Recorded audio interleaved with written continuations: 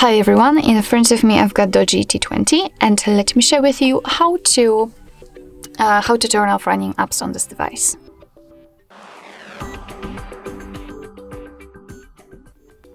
So basically all we have to do is to open the recents, and depending on what kind of navigation type you've got set, you can do it differently. If you've got the 3 buttons navigation, you will have to tap on the button with 2 bars icon, this strange icon basically, and you will open the recents.